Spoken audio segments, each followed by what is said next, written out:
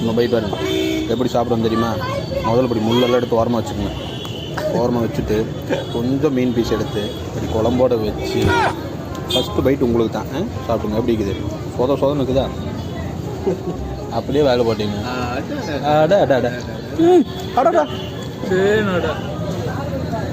அதான் உங்களோட டேஸ்ட்டில் எப்படி சாப்பிட்றேன்னு சொல்லி கொடுத்துரும்.